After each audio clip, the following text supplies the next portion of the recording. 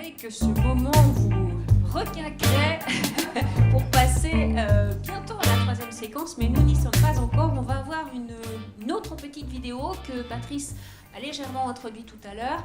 Une vidéo sur les idées reçues sur l'emploi qui a été tournée donc, au moment de Pôle emploi numérique. Vous verrez, c'est extrêmement fraternel. Je suis pas ton gars, mon pote. C'est pas ton pote, mec. Je suis pas ton mec, mon gars. C'est pas ton gars, mon pote.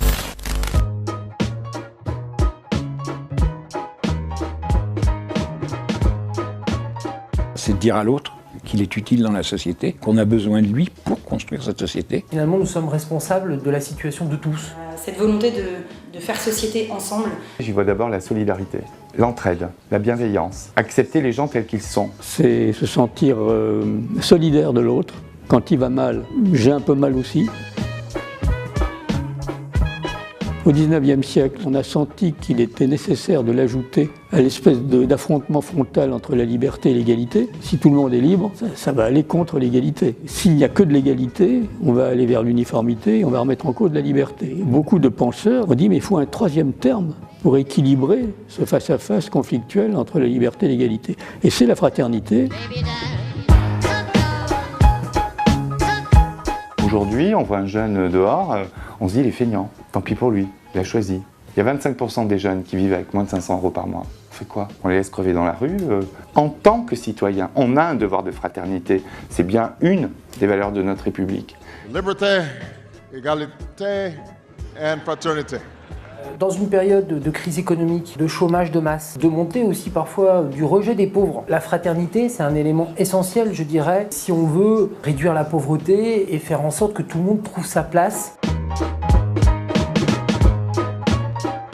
Il doit y avoir des politiques publiques qui soient des politiques de solidarité envers les personnes les plus en difficulté, les plus précaires, les plus fragiles. Est-ce que les politiques publiques ne doivent pas aussi avoir pour objet de créer de la fraternité, c'est-à-dire du lien social? Est-ce que la fraternité peut devenir un critère d'évaluation des politiques publiques? Sont-elles menées dans un esprit de fraternité?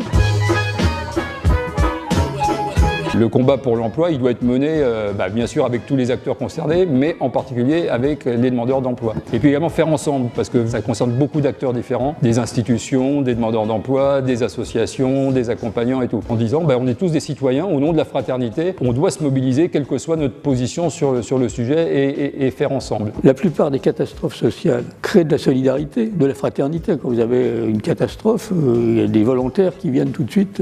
Vis-à-vis du chômage, c'est l'inverse qui se produit. Il y a une espèce de mécanisme diabolique qui crée de la distance, de l'évitement mutuel, là où il faudrait créer du lien. Oh, c'est pas ton mec, mon pote. Je suis pas ton pote, mon gars. On n'est pas tes gars, mec. Nous avons un énorme déficit de fraternité à combler dans notre société. Il y a besoin de réenchanter un peu cette société qui est devenue matérialiste, utilitariste. Ça pourrait être le fondement d'un projet de société qui nous permettra de résoudre la plupart des problématiques qui se posent à nous aujourd'hui.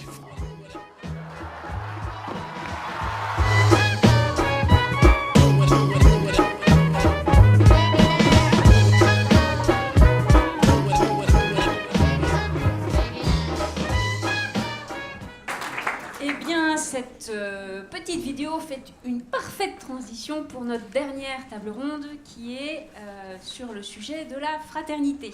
Comment faire plus et mieux ensemble? Et là, nous allons accueillir nos derniers invités avec Monsieur Baudet, avec Grégory, Gribowski, je vais essayer de ne pas écorcher le nom. Voilà, donc on va commencer cette séquence avec une autre petite vidéo de notre dernier invité, la fameuse chaise vide, qui est en fait celui de Jean-Louis Sanchez, président de l'Audace, qui n'a pas pu être là également comme Patrick Vivray, mais qui, comme Patrick, s'est livré au jeu de l'interview entre Noël et Jour de l'An pour répondre aux questions. La devise républicaine résume bien cette idée. Liberté, égalité, affaire de l'État, fraternité, affaire du local.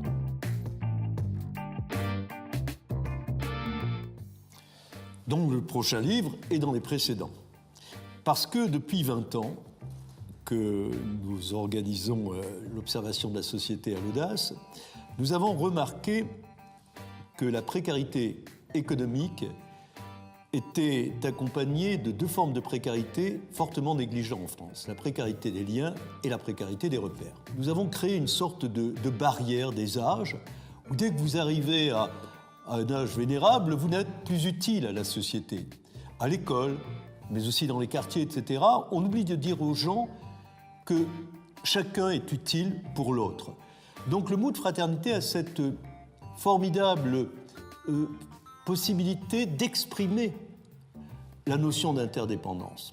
Parlons beaucoup plus d'enjeux de société. Nous ne réglerons pas les problèmes auxquels nous sommes confrontés, y compris sur le terrain d'ailleurs fortement inquiétant du terrorisme, sans cette implication dans la fraternité. Il n'y aura pas demain de sécurité sans fraternité.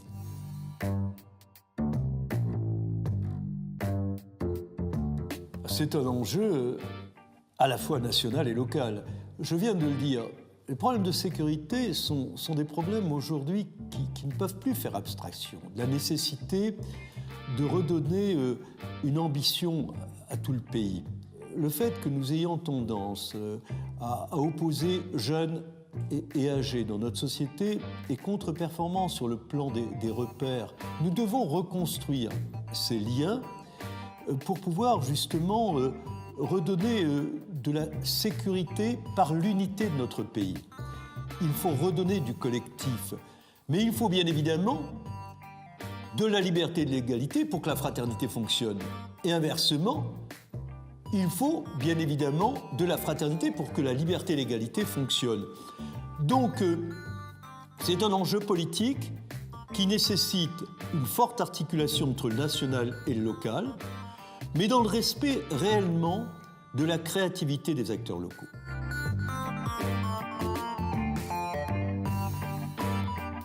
À partir du moment où l'on considère que c'est un enjeu politique, il faut nécessairement que les services publics donnent l'exemple. Nous pensons qu'il y a matière aujourd'hui à rénover profondément le service public en faisant appel effectivement au bénévolat. Et donc, nous souhaitons vraiment que l'on puisse aujourd'hui revaloriser dans le service public l'idée d'éthique de mission.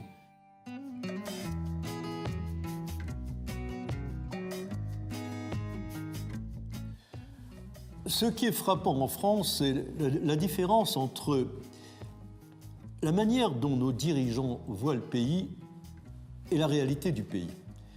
Vu de Paris, le pays paraît surtout un but de développement personnel, économique, matériel, sans que l'on prenne en considération une autre ambition de nos concitoyens, qui est l'envie de vivre ensemble.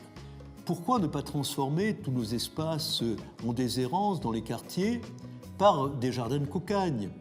Or, ce qui est extraordinaire quand on interroge les jeunes, c'est qu'ils nous disent « Au début, on venait pour nous servir des machines, des artisans, mais maintenant on vient pour discuter avec ces personnes qui nous écoutent. » Celle qui me paraît la plus prometteuse, car elle prouve que la société française est capable d'une véritable révolution culturelle. Ce sont les journées citoyennes.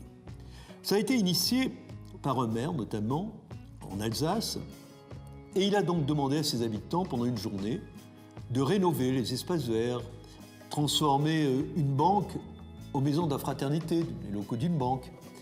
Et effectivement, on s'est rendu compte très vite que faire ensemble produisait du vivre ensemble. Nous pensons que la fraternité n'est pas une idée abstraite, mais pourrait être une idée extrêmement concrète, mais à 3 conditions.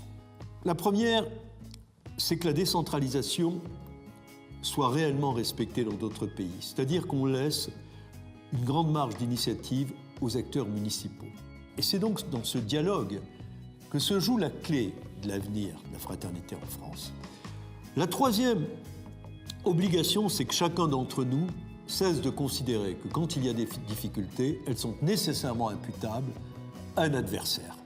Elles sont d'abord et avant tout imputables à chacun d'entre nous. C'est pour ça que toutes les mutations nécessaires pour la survie de l'humanité passent nécessairement par cette idée que chacun d'entre nous est une promesse pour l'autre. Voilà ce que je voudrais dire pour terminer. Merci. Au sujet de fraternité, Jean-Baptiste, vous allez nous en dire quelques petits mots avant de poser ces mêmes questions à nos invités. Oui, très brièvement, parce que c'est un sujet qu'on a beaucoup évoqué déjà. D'abord, pourquoi on a mis ce mot en avant dans nos fameuses 4 valeurs? D'abord, est-ce que les 3 autres sont des valeurs qui sont toujours menacées d'être un peu froides? La créativité, ça peut être de la créativité financière, la sobriété, ça peut être une sobriété triste, alors que nous voulons évidemment une sobriété heureuse. Et la justice, à côté, le glaive de la justice, même si on parle plutôt de justice sociale. Et cette société est devenue trop mécanique, trop concurrentielle, trop froide.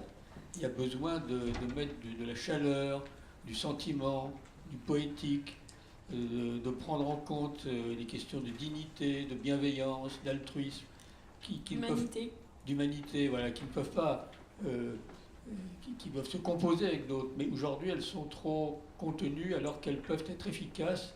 Et que les travaux que nous avons faits ensemble montrent que ces valeurs, ces comportements sont efficaces aussi à leur manière. La seconde raison, c'est que c'est quand même le point mort de la République.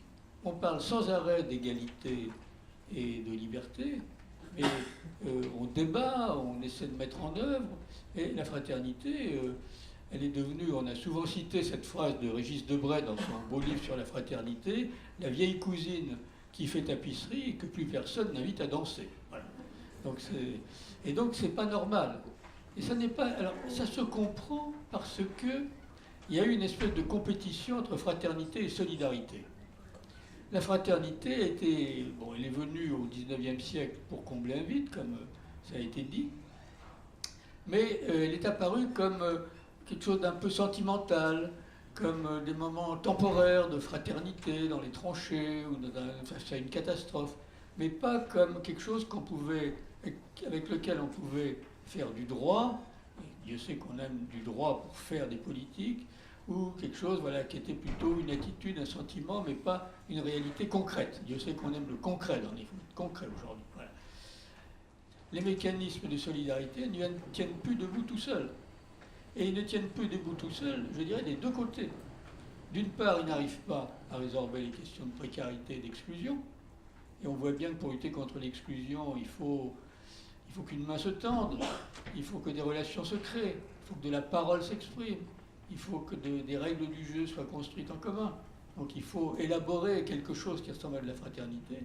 Et d'autre part, les mécanismes de solidarité sont battus en brèche par l'individualisme, et je dirais par les big data, qui vont nous permettre de sélectionner les risques. Les bons risques vont se mettre ensemble pour payer moins de cotisations et vont rejeter les mauvais risques parce que comme ça, ils paieront moins cher. Donc, on a toute une série de débats que le big data va faire apparaître. Donc, la question de la fraternité, elle est en amont de la solidarité et en aval. Et aujourd'hui, on ne peut plus vivre la solidarité sans une référence à la fraternité, sans quelque chose qu'il faut définir. Et voilà, c'est ça le sujet. Qu'est-ce que c'est que la fraternité?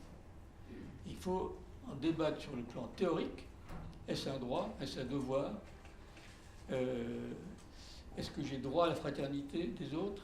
Dans quelle mesure je dois une certaine fraternité à autrui?